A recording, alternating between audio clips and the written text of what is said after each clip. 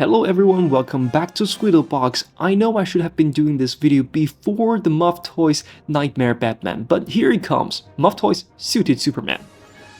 And I deeply apologize for taking so long to shoot this video, but if you like it, do not forget to share, like, and subscribe. And of course, I'll be doing the limited edition color in a couple of days, so ladies and gentlemen, stay tuned, and without further ado, let's get the party started. So here's everything that comes along with the box. Really love the way they've designed for the painting on the cover. So here you get all your accessories along with the head sculpt, and also a navy coat with wires, some of the exchangeable hands, and the newspaper, which we'll be looking at later on. And as usual, I strongly recommend to read the instructions before you play with the toy. It will also include some of the instructions of their modified body. And as you know, I could be really clumsy when it comes to posings. Therefore, the focus of today will be handling and ironing the suit to make it look even better. Now, as usual, we'll be starting with the head sculpt. I think this really shows how different Clark Kent will look with or without his glasses. But frankly speaking, I think he looks better with the glasses on. And since this is their second self-customized body, and I'll be showing you how the articulation is done, and of course, some of the tricks that might just come in handy when you're trying to handle the suit. There's a double joint at the neck, making sure that looking up and down will not be much of a problem. The side raise of the arm could go somewhere near 180 degrees. And of course, there's a turning at the bicep, but frankly speaking, it's a little bit tighter than I expected. And of course, double joints at the elbow could reach to easily 180 degrees. Now, even though the upper chest was not made of soft material, the double joints do ensure articulation. However, you might want to pay attention to the shirts when leaning backwards. Now moving on to the lower part of the figure, there's a pulling joint at the hips that will ensure the articulation of the legs. But by the way, even if you didn't pull the joints down, you could see the fork could reach an easily 90 degrees. And as usual, there's a double joint at the knees, so squatting will not be much of a problem. And the articulation goes crazy after you pull down the pulling joint. If I rotate this to the side, it will even do a crazy sidekick posture. And because of the thinner material they've chosen for the suit, the overall articulation is not even affected by it. And moving on to the suits. If you have seen my previous video, you know how picky I am with suits. Therefore, in today's video, I will give you a brief hint of how I take care of the suits. And I think that the tweezers that comes along with the box is a really helpful tool. Now, as you can see, I've been using it to shovel the shirt inside the pants, and of course to pull up the pants a little bit. Therefore, the pants are of perfect length, reaching the instep, and at the same time I'll try to remove all the wrinkles. I would strongly recommend that before you iron the suits, apply some water to the clothing for protection. This will not only protect the suit from being damaged by the heat of the iron itself, but also it will help to remove the small wrinkles. A spray bottle will do the work, but do remember to avoid the buttons when you're applying the iron, for they're glued to the suit and may peel off after meeting tremendous heat.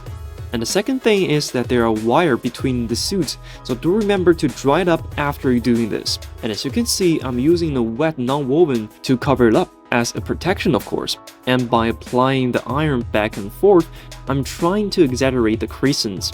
I call this technique touch and pull. And now as you can see, I haven't ironed the undersuits, for it's made of elastic terylene, making it strongly unnecessary to do so. And the reason that I haven't ironed the shirt is that they're integrated with magnets, which can be easily demagnetized after heating. So that's where the tweezer's gonna come in handy again. You could always use it to adjust the magnets a little bit. It's gonna look better immediately afterwards. And you don't have to adjust the belt to peel off and pull on the pants. And again, this suit is made in an American style, making it look a little bit bulky than usual, meaning that you could pull it up and tighten the belt a little bit. Moving on to the tie. To me, for a reporter like Clark Kent, wearing a winter knot might be over-complicated and over-solemn. The Muff Toys choose a half winter knot for the tie. Moving on to the over jacket, as I just mentioned, this is a suit made in American style, meaning that there will be no vent on its back. As you can see, the figure does look better after you take care of the suits, which is why I always hold the perspective that for cloth figure, you will have to adjust and take care of the suit itself, no matter it's a superhero suit or just a regular one. And also, I really love the shoes. What you can see clearly is the anti-slip layer on the shoe sole, and of course you get a Superman logo on it. There are even some rivets for customized shoes. And all the painting have shown a genuine leather-like feeling. Best part of all, none of it was painted out of the boundary. Again, they've nailed it to the smallest detail. So again, if you put all the clothes on, you will get this neat and clean trenchcoat look of Clark Kent. And the double breasted looks formal, opening at the back ensures air permeability, which is basically like the Batman's trenchcoat. And for the wire tie, you could use it to make some pose of Clark Kent ripping open his chest to show the Superman logo. And the next one, we get two identical newspaper of Daily Planet showing some information. It is so well printed that you could actually read it.